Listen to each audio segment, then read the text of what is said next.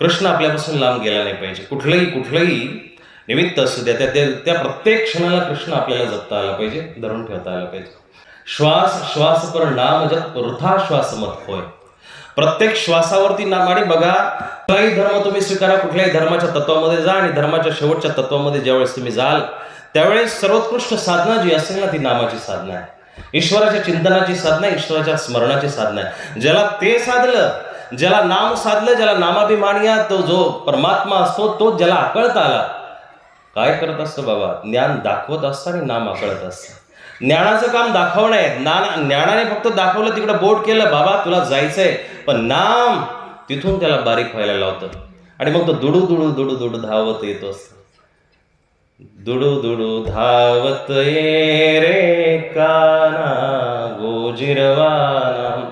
हे त्याला सुद्धा आवडतं ना.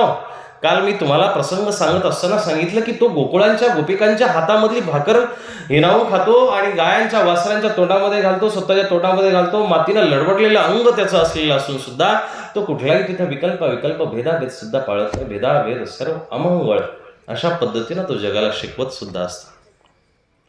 हे त्याचं खऱ्या अर्थानं वैभव आहे, हे त्याचं खऱ्या अर्थानं.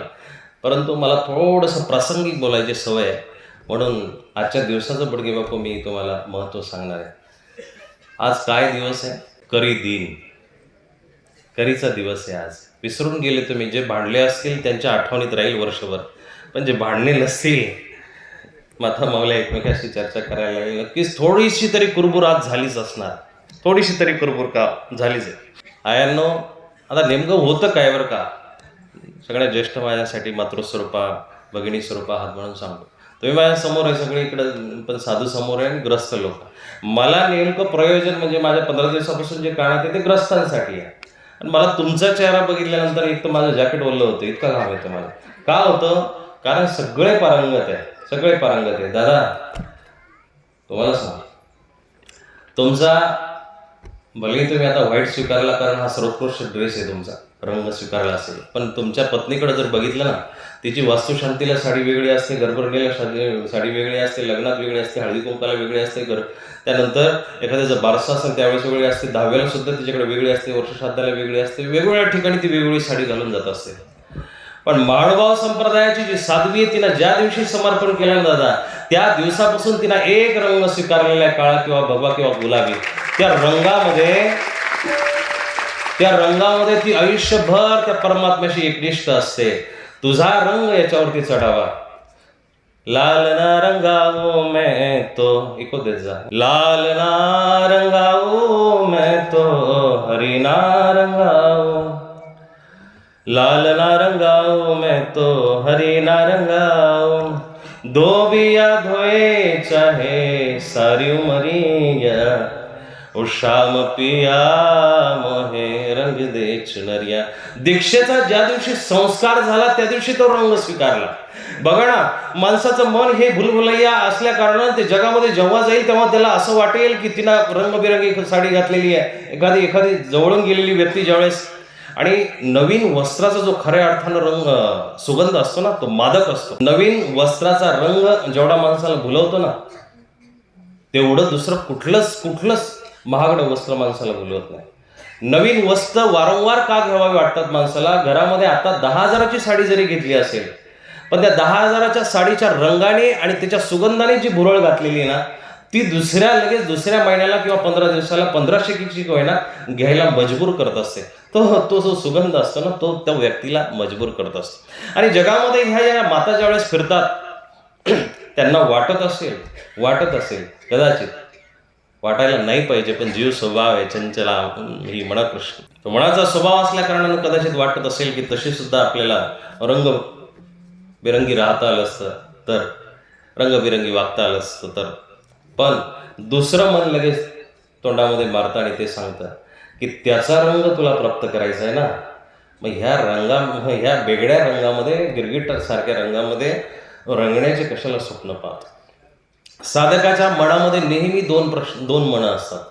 एक मन सांगत असतं की भौतिकता हवी आहे, एक मन सांगत असतं की तुमच्याकडे सगळी लविश लाईफ पाहिजे, एक मन सांगत असतं पैसा पाहिजे, प्रतिष्ठा पाहिजे, मान पाहिजे, सन्मान पाहिजे, वस्तू पाहिजे, द्रव्य सगळं पाहिजे एका मनाला वाटत असतं. पण दुसरं मन वैराग्याने काठोकाठ भरलेलं आहे. दुसरं मन म्हणतं अरे नश्वर आहे, सोडून दे, एका क्षणामध्ये सगळं नश्वर आहे. एका क्षणामध्ये त्या माणसाला वाटतं की हे काहीच नसावं आपल्या. या साध्वींनी ज्या क्षणाला समर्पण केलं आणि नेमक्या त्या समोर असल्या कारणानं होतं काय, प्रापंचिक सांगत असताना सुद्धा अध्यात्माकडे वळत असतं, माणसाचा विचार जातो. परंतु असू द्या, आजचं जे थोडंसं सांगायचं आहे ते असं आहे, करिदीन म्हणजे आज त्या संकरासूर नावाचा राक्षस होता आणि त्या राक्षसाला देवीनं मारलेला आहे. ती देवी संक्रांतीचं रूप घेऊन आली होती आणि त्या देवीनं त्या संकरासुराचा वध केला तो आजच्या दिवशी. कालच्या दिवशी कोण गेलं? भीष्म प्रयाणाला गेले, उत्तरायणाला गेले, भीष्म निघून गेले. भीष्म शेवटच्या क्षणाला जे अश्रू ढाळतो ना, ते अश्रू याच्याकरता ढाळतो शेवटच्या क्षणाला, तिरडीवरती बसून सुद्धा. म्लाद मदनी असला तरी तो रडतो ना, तो सुखाचे आनंद अश्रू रडतो. कारण कृष्णा तू शेवटच्या समयाला मला भेटायला आला ना, माझी गती निश्चित झाली. आता मला तिथंच जागा भेटणार आहे की ज्या ठिकाणी यद्गत्वान निवर्तन्ते तद्दा, मला आता दुसरी जागा प्राप्त होणार नाही. तू मला अशीच जागा देशील, कारण त्याचं दर्शन किती प्राप्त होणं अवघड आहे. पण तो एकदा का प्राप्त झाला तर तो तुम्हाला त्याच्यासोबतच मांडीला लावून बसवत तो त्याच्यासोबतच बसवत संकरासुराला मारलं आणि मारल्यानंतर त्यांनी लोकांना खूप पीडा दिली होती, म्हणून त्या देवीनं अवतार घेतला आणि अवतार घेतल्यानंतर त्या मकर संक्रांतीच्या दुसऱ्या दिवशी संक्रांती देवीनं मारलं आणि मारल्यापासून हा म्हणतात करीचा दिवस चालू झाला. करीला मुहूर्त नसतो, करी दिनाला काही चांगलं करायचं नसतं, करी दिनाला बऱ्याचशा गोष्टी वर्जित असतात. महाराष्ट्राच्या संस्कृतीमध्ये, पंचांगामध्ये किंवा ज्योतिषामध्ये 7 प्रकारच्या करी येत असतात. माहिती आहे आपल्याला? 2 प्रमुख माहिती असतील, एक होळीला असते आणि एक आजची जी आहे. पण 7 आहेत. सांगू कुठं डसलं? पहिली भाऊक अमावस्येला एक कर येत असते. वैशाखामधली जी अमावस्या असते त्या भाऊक अमावस्येला एक येते. एक येते दक्षिणा नयनाच्या आरंभानंतरचा तो दिवस आहे ना, तो अयन करी दिन असं म्हणतात. एक उत्तरायणाच्या आरंभाच्या दिवशी जे दिवस येतो, दुसऱ्या दिवशी जो दिवस येतो तो सुद्धा करी दिन असतो. तिसरा चंद्रग्रहण किंवा सूर्यग्रहणाच्या दुसऱ्या दिवशीचा जो दिवस असतो तो करी दिन असतो. कर्काची जी संक्रांती असते त्यानंतरचा दुसरा दिवस तोही करी दिन असतो. आणि एक असतो मकर संक्रांतीच्या दिवसाच्या दुसरा दिवस आणि एक असतो होळीच्या दुसरा दिवस. ह्या 7 करी आहे. ह्या दिवशी कटकट करू नये, ह्या दिवशी वादविवाद करू नये. कोणी जरी खेटत जरी अंगावरती आला तरी त्याला एक शब्द न बोलता आपण त्याच्यापासून लांब व्हावं. 4 माणसामध्ये गुण असले पाहिजे. अभिवादनशीलस्य, कोणीही वृद्ध दिसला, मोठा दिसला की त्याला प्रणाम करायची महानुभाव संप्रदायाची पद्धत. अभिवादनशीलस्य, त्याला अभिवादन करता आलं पाहिजे. इथं हजारो साधू, तुम्हाला बसल्या बसल्या सुद्धा पुण्य आहे हो. बसल्या बसल्या पुण्य, काही कुठं जायचं गरज नाही आहे. काल मी एक खूप सुंदर विचार वाचला की ज्याने लहानपणी आपल्या आईनं घातलेल्या आंघोळीची जाणीव ठेवली आणि म्हातारी झाल्यानंतर त्या म्हातारीला 2 तांबे भरून किंवा बादली भरून पाणी आणून दिलं ना, तर त्या व्यक्तीला कुठल्याही कुंभ स्नानामध्ये अथवा गंगेच्या स्नानामध्ये स्नान करण्याची गरज असते. काय गरज आहे? परोपकाराय पुण्याय पापाय परपीडनम, हेच 2 महत्वाची कर्म आहेत या जगामध्ये. हे 2 महत्वाची कर्म आहेत, ती सगळ्यांना जमली पाहिजे. अभिवादनशीलस्य नित्यम वृद्धोपसेविन, वृद्धांना बघून, ज्येष्ठांना बघून. आपल्यामध्ये ती प्रथा नाही आहे. आपण थोडीशी वृक्ष असलेली माणसं आहे. इथून तिथून तुम्ही जर उत्तर भारतातल्या कधी गेले तिकडं तर बघा, तिकडं दुकानदार ओळखीचा जरी नसेल तरी त्याला सुद्धा नमस्ते अंकल म्हणायची सवय आहे. बाबा तिकडं कोणीही असो, अनोळखी जरी असो, जवळच असो, आओ जी, बैठो जी, कैसे हो, ठीक हो, बढिया, अच्छे. हे प्रथा आहे तिकडच्या. चांगल्या गोष्टी स्वीकारल्या पाहिजे. कोणीही माणूस जर बोलला की हां जी नमस्ते क्या हाल है जी, तो बोलतानाच म्हणणार की कसे आहात तुम्ही. आपल्याकडे बोलताही डायरेक्ट नाही, अरे मला ते पाहिजे होतं, देतो का आणून, अरे तू काल गाडी नेली ती आणून नाही दिली, बस एवढंच डायरेक्ट सीधा. म्हणजे ते एक जोक आहे की वेगवेगळ्या देशातले कॅन्डिडेट एका ऑफिसमध्ये घुसायला लागले. हिंदीमधला होता तो, म्हटला मैं अंदर आ सकता हूँ, दारावरती उभं राहून तो विचारायचा. इंग्लिशवाला होता तो म्हटला की may I come in sir. Punjabi मधला होता तो मैं अंदर अंदर आ सकता. वेगवेगळ्या भाषेमधले जे जे बोलता येईल त्याला तो बोलायला लागला. मग सगळ्यात शेवटी मराठी कॅन्डिडेट गेला.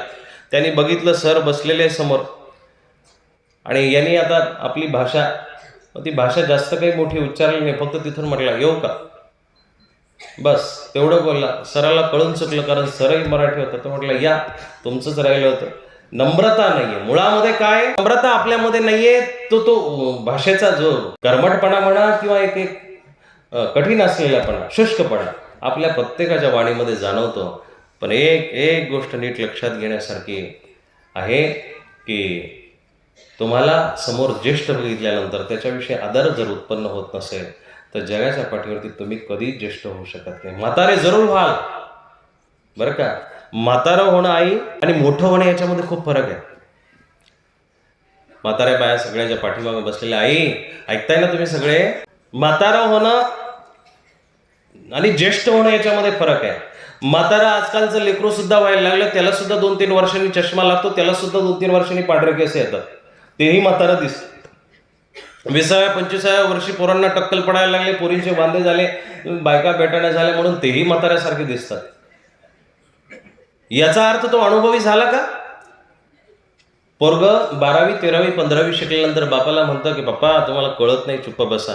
नेमकं त्याला जे कळत असतं ना ते फक्त पुस्तकातलं कळत असतं, पण बापाला जे कळत असतं भूत भविष्य वर्तमानातलं कळत असतं.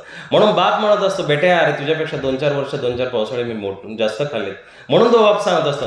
पण कुठल्याही पाण्याने माणूस म्हातारा होत नाही, उलटा पाण्याने माणूस मरतो. हे डायलॉग कुठून आलेत काही सांगता येत नाही, पण 2-4 पावसाळे खाल्ले म्हणून काय होत असतं? काही होत नसतं. पावसाळ्यात अनुभवाचे थेंब तुमच्यावरती किती पडले, अनुभवाचा पूर किती तुमच्या जीवनामध्ये आला आणि तुम्ही किती खस्ता खाल्या याच्यावरती तुमचं ज्येष्ठपण आधारित आहे, याच्यावरती तुमचं मोठंपण आधारित आहे. एखाद्या माणसाला खूप मोठ्या पुढूनही पदव्या असतील, मागूनही पदव्या असतील, मध्ये त्याचं नाव असेल, खूप खूप पदव्यांनी तो पदवीधर असेल, पण जेव्हा तो तोंड खोलील ना, उघडेल ना, खुशबू की तरह लब खोल कभी, खुशबू की तरह लब खोल कभी, जुबा की जुबा में बोल कभी, खुशबू की तरह लब. लब म्हणजे होठ. कधीतरी असे उघड ना बाबा की जे तोंड उघडल्यानंतर ते अंगार नसले पाहिजे, त्या अंगाराला शांत करणारं पाणी असलं पाहिजे. दाहकता त्याच्यामध्ये नसते आणि शब्दांची दाहकता माणसांची मळं जाळतात. बंधूंनो, शस्त्राची घाव भरल्या जातात हे तितकंच खरं जरी असलं, पण मन दुभंगलेले घाव, मनाला वाणीने पडलेले घाव हे जन्मांतरीचे कर्म निपजवत असतात, पैदा करत असतात. म्हणून वाणीचं तप गीतेनं शिकवलेलं आहे. गीतेने शिकवले. मौनाची परिभाषा सांगत असताना सत्वस्थ जर बुद्धी असेल तुमची तर त्याच्यामध्ये वाणीचं तप खूप महत्वाचं आहे. वेगळं जंगलामध्ये जाऊन तप करायची गरज नाही आहे. वनिता त्यागून वनात बसला, वनात वनिता चिंतू लागला. वनिता म्हणजे बायको त्यागली, घरून भांडण झालं, एका नवऱ्याचं भांडण झालं, गेला वनमन करत गेला आणि गेल्यानंतर काय झालं, तुझं तोंड कधी पाहणार नाही. बोलतात बिचारे, पण ते तेवढ्यापुरतच बोलतात. असं कधीच झालं नाही की जिवंतपणे सहजासहजी कोणी सोडून गेले. सहजासहजी सुटत नाही म्हणून कायदे कानूनाच्या दृष्टीनं 3-4, 4-4, 5-5 वर्ष घटस्फोटाच्या केसी फाईल कराव्या लागतात. तिथं सुद्धा तो जज शेवटी डोक्याला, तोही तिकडून तो परेशान होऊन आलेला असतो. सकाळी कधी बायको डब्बा देत नाही किंवा कधी त्यालाही टॉर्चर करत असते. तोही वैताग होतो की माझं दुःख मी एकटा कशाला भोगू, यांना 4-4 वर्ष घासू द्या कोर्टाच्या पायऱ्या. म्हणून तो 4-4 वर्ष ती फाईल डिक्लेअर करत नाही. गेला जंगलामध्ये एक माणूस बिचारा, ती म्हटली निघा तुम्ही, काय नाही तुमचं इथे. गेल्यानंतर झाला 3-4 दिवस झाले आणि 3-4 दिवसांनी आला बाबा घरी, परत घरी आला. घरी आल्यानंतर ती खूप आनंदित झाली. तिच्या अंगावरच्या सोन्याने एवढी आनंदित झाली नव्हती, साडीनं वस्त्राने एवढी आनंदित झाली नव्हती, पण नवरा खाली मान घालून परत आला याच्यामुळे ती जास्त आनंदित झाली. आले घरी, उतरलेले दिसतंय तोंड. पण त्याने उत्तर दिले, तुझ्यासाठी आलेलं नाही, चुप हो पाठीमाग. म्हटलं कशासाठी आले कशासाठी? ते मी जिथं गेलोय ना तिथं उंदरं खूप झाले. मग त्या उंदरांसाठी जे आपलं बोक्का आहे ना, मांजर, मणीला न्यायसाठी आलं. ती गेली मणीला. आता तुम्ही जा त्यांच्यासोबत प्रपंच करा. तिला दिलं काढून मणीला बाहेर. गेला तो बिचारा, घेऊन गेला मणीला, घेऊन गेला जंगलामध्ये. जिथं झोपडी होती तिथं तिला ठेवलं. आता त्या मणीनं काय केलं, 2-3 दिवसामध्ये त्या मांजरीनं तिथले सगळ्या उंदरांचा फडशा पाडला. आणि उंदरांचा फडशा पाडल्यानंतर ती लागली केव केव करायला, म्याव म्याव करायला. आता हा बिचारा बाबा काय करणार, यांनीच 2-4 दिवसापासून कंदमुळं, भाजीपाला, झाडाचे पाला ओरबडून खायला सुरुवात केली होती.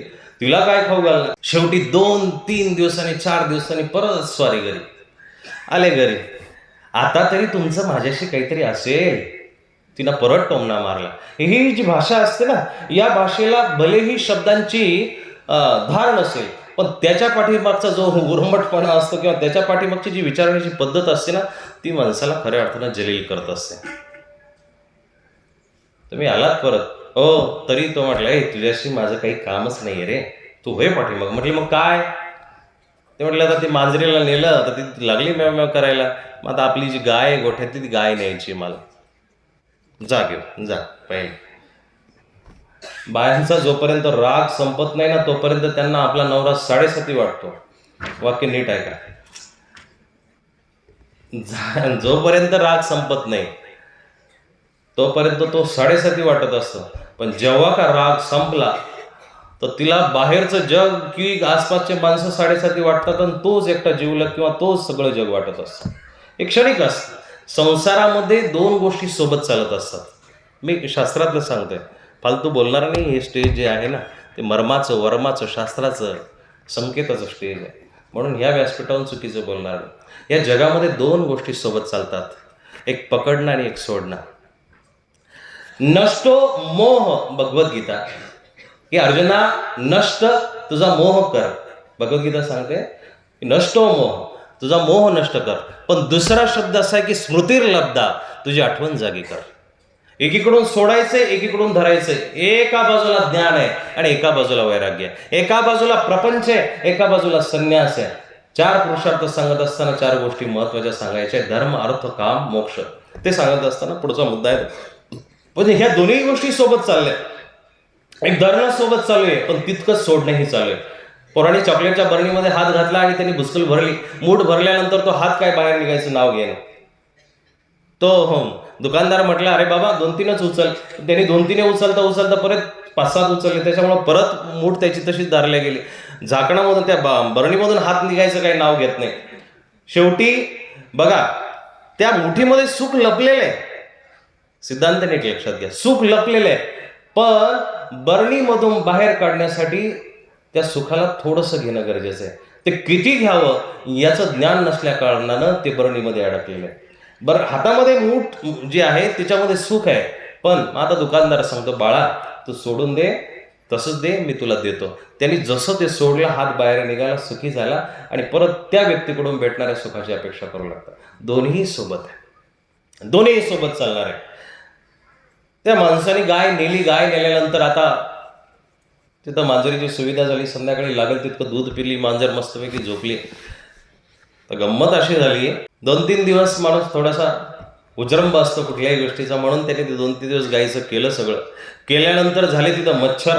2-3 दिवसाचं शेणाने मच्छर झाले, ते ओरडायला लागले. त्याला झोप येणार, दिवस रात्र काहीच येणार. शेवटी 4-5 दिवस माणसाने ते काम केलं. त्या गायीचं शेणकूर वगैरे काढला असेल, कंटाळला, आणि कंटाळल्यानंतर परत घरी आला. बायको दारामध्ये उभीच होती. दोघांनी एकमेकांना नजरेकडे पाहिलं. ती म्हणते, आता तरी तुमचं काही राहिलं नसेल. आता काय राहायचं, तुम्ही मांजर नेली, गाय नेली, दूध दुभतं तुमच्या घरी असणार, सगळं व्यवस्थित असणार, आता तुमचं काय राहिलं. तो हात जोडून म्हटलं की बाई, अगं तूच आता माझ्यासोबत चल, आता माझं दुसरं काहीच राहिलं नाही. त्याला प्रपंचाला सोबत चालणे, या सगळ्या गोष्टी सोबत आहे प्रपंचाच्या. येथे नको निराशा थोड्या पराभवाने, पार्थास बोध केला येथेच माधवाने, हा देश धन्य झाला. गीताख्य अमृताचे आनंद सूर्य नांदो, स्वातंत्र्य भारताचे. दोन्ही गोष्टी सोबत आहे. ही मातृभूमी तितकी पवित्र आहे, पण त्या पवित्र मातृभूमीला तुम्हाला लक्षात घेता आलं पाहिजे, समजता आलं